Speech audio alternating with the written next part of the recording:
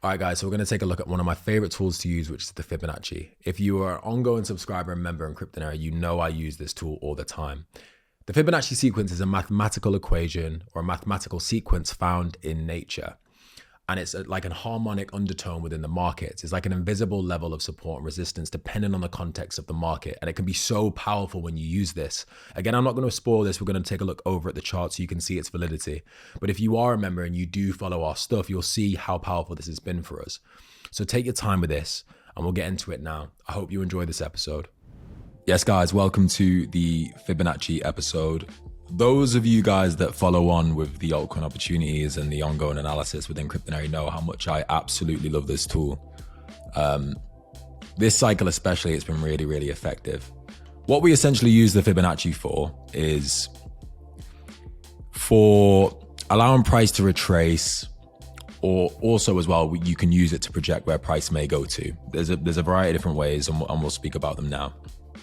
First off though, I'm going to show you where to find it. So if you look on the left side, you have your crosshair option at the top, then you have like the trend line section there. And then obviously third option down, you see Fibonacci retracement. I would personally just favorite it as well. So it's going to be up on your taskbar there. So if you go on to the Fibonacci and you just plot it on there, yeah, you can have it whatever color you want.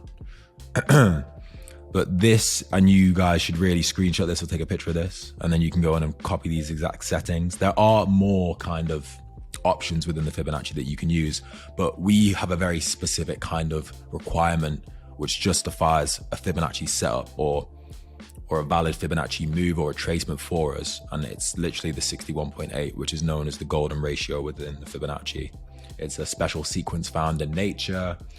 And it's something that you really do see work quite often, especially in the financial markets, not just in cryptocurrency, but across all asset classes. I've used this since the beginning of my journey as a trader, and it's really, really been a powerful tool to use. So I'd encourage you guys to use it.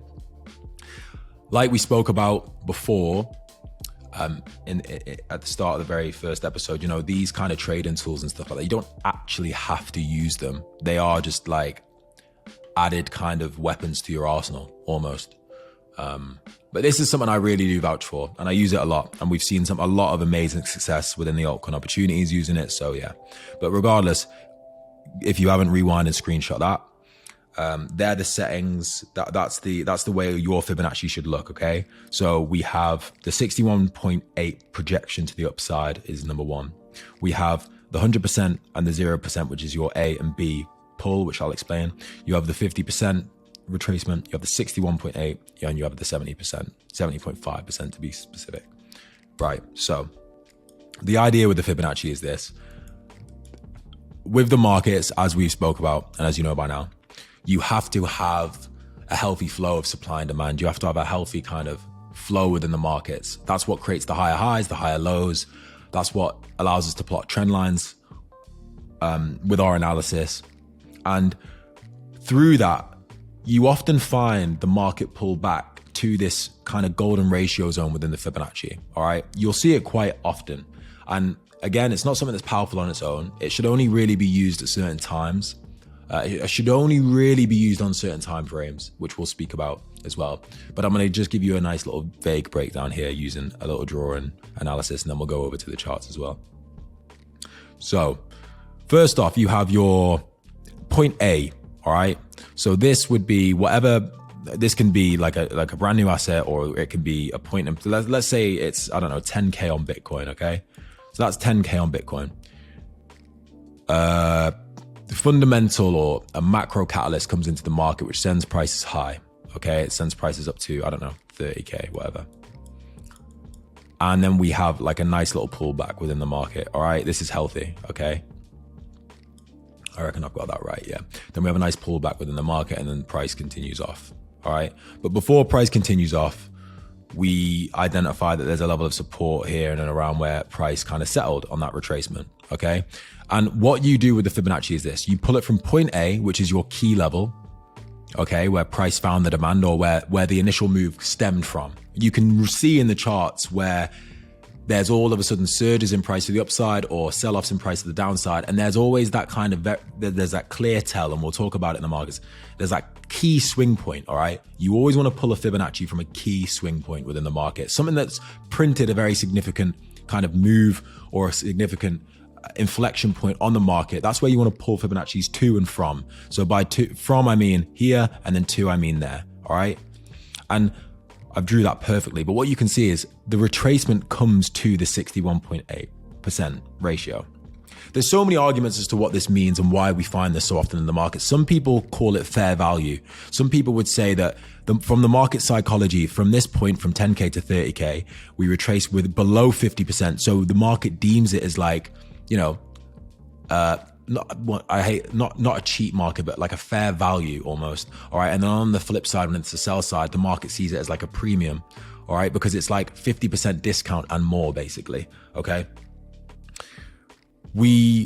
You should really understand the underlying tells and reasons as to why things move, but you can, through backtesting and through going through the charts alone, you'll see it work. Okay. You'll see this play out hundreds of times within the markets. It's crazy. And again, when you align this with other key factors, key technical factors that we like to look for, that's when things become really powerful. And that's when you can get high conviction within your setups.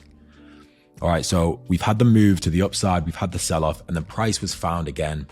And it aligns with a 61.8% retracement. All right.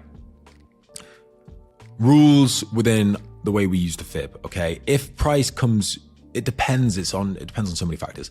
But ideally, if you have a 61.8 aligning with a very key level, that is beautiful. That's exactly what you want to see. And of course, there's other things that would deem a viable setup, but that is a very, very strong technical alignment. Things that invalidate this, okay, is if you have a very key level around the 61.8 and then price was begin to trade significantly lower. That would invalidate that setup, okay? That would then be, you know, it's not what we're looking for. That's why the Fibonacci can also be very useful because, you know, some people kind of be a little bit too flexible with how they want to enter trades and so on and so forth. The Fibonacci can be a very strict rule. Listen, I want to take it if it comes to the 61.8. So that's what you want to look for, and that's what you want to kind of try and identify. But we'll go and have a look at some examples on the charts. And obviously as well, it's the exact same from the flip side as well. But I'll do a little drawing on that so you can see how to apply it. Because I do understand how complex this stuff can actually be when you first start. So say, for example, on the sell side, we started at 30K. And I don't know, there's pressure on the market from a macro stance, and then Bitcoin begins to sell off. You have a little retracement, and then you begin to trade. Oh no, sorry. The market sells off. You retrace slightly, and then yeah, you have that move. So the same would be point A. You'd almost be thinking, right, okay, so we had the sell off from 30K, and then we pull it to this region. I didn't do that retracement deep enough on the sell side, but say price comes back into here, okay. So you'd pull it from this low, from the high swing, the sell off. You want to capture the sell off with the fib and pull it to the swing low, and then prices retraced back into the 61.8. That's how you use it on the sell side. A lot of the stuff we go through is just literally same but flipped anyway. Right, so now if we go over to the actual chart, we're going to look for a very clear example. And I always use this example on BTC and this little price range because it is very, very key within the market. And we've got so many amazing use cases for it. But there are actually two things I want to show you on the fib and how to actually apply the Fibonacci. So people and traders use the Fibonacci. Where are we? So traders use the Fibonacci from the actual swings, okay? I actually advise and advocate to use it from price levels. And what I mean by that is this, okay? So if we plot the chart with support and resistance, so we have the low there, and then we have 25K, wherever it is, 25K. Then we have 25K, all right? If you were gonna pull a Fibonacci, yeah, from this point to that point, pull it from the actual price points, because this is where it gets tricky. There's a lot of deviations going on. Price is kind of like messing around by these price points. Sorry, hang on 1 second. So if you were going to pull a Fibonacci, you may not know what top to pull it to. So you can actually pull it from price points, because regardless of what these wicks are doing, we know the market is reacting to 25K because of the amount of tests of that region we've had. Same with 15,567. Same in that sort of region as well. So we know that's the floor. We can use that. You can even pull that to a round number if you wanted to.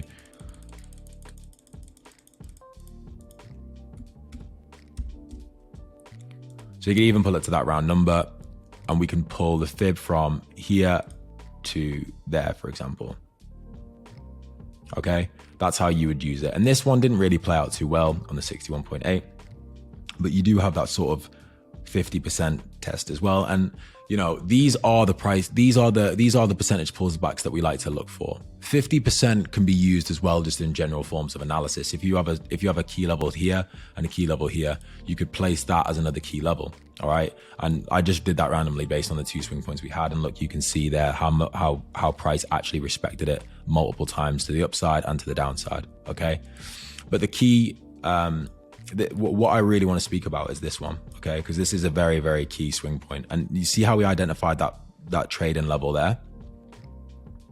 You also have this key level of support here and resistance here. That is an extremely pivotal price point for the market. And why is that? Well, because we've had a very clear sell-off from this price point. And then when the market found, let me get rid of this one for confusion. And when the market found support again, where did it find? Again, using it as resistance. So this price point, and we speak about this all the time, and I like to go over things because it's just going to reaffirm things that you're learning. Yeah. Test of this region, sell off. Okay. Before we broke out of it, we rejected it 3 times. This is on the daily time frame. You got to remember that, guys. High time frame, very, very strong. All right. So if we, and I know we have this deviation, so people could argue that this is a swing point. We're going to go into later episodes where we talk about manipulation within the markets. This is clear manipulation, right? So just remember what I'm saying here. This is why you pull it from actual price points. You pull it from your levels. Why? Well, because to the market, this is an important level. How many times has this price point been respected when compared to this price point? Well, more, especially when you look at how well respected and how significant the reactions were from this price point. Here, here, here, here, and here. All right, so we're going to pull the fib. And what's the next sort of point of call that we have? Well, say, for example, we were analyzing from this point to up here. We'd pull the Fibonacci. Why? Because that is a significant price point. If you disregard all of this and pretend like this isn't here by now, all right, that to us is a very key point in the market, because price was rallying up and then all of a sudden it sold off from this point. So we're going to pull it from our significant price point to the upside, okay? And then we're going to allow price and see where price goes. Where does price fall to? It comes perfectly into the 61.8 fib, which aligns with the 25K price point. This is just one of many examples within the markets that you see where Fibonacci is so key, all right? And this technical alignment, this is one of probably the best examples across the board that we've seen within the last few years for trading, where so many technical factors align and you have a really high quality setup, which was this one here, this 25K buy from Bitcoin, okay? And this is just one proof amongst many where you can see the market come and fall into a key technical alignment and a 61.8% retracement, okay? And then obviously once price does trade into here, it bounces off quite significantly. All right, we are going to do more on fibs, many more on fibs, but this episode is just to get you guys started with it. You can see how to use it.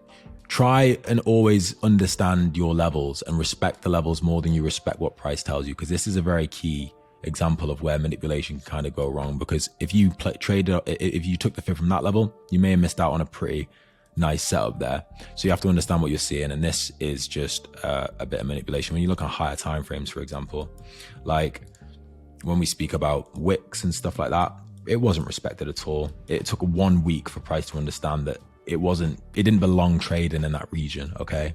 So always just understand that the daily time frame tells a slightly different story, but when you look at the higher time frames, these are the time frames that tell you a clearer picture. Look, that's just a hammer candlestick. That is the most bullish signal you could probably have, really.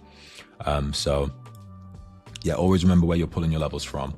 Always remember, guys, points are pull Fibonacci's from key price points, not always pull Fibonacci's from key price points that are respected historically more so than actually what price is reading. And that's the example I mean by that. So you've seen how well respected this 21, around 2150, 21,500 level was so well respected, and how it was respected is very significant. So you'd want to pull the Fib from there rather than taking it from this silly deviation that was just printed due to manipulation.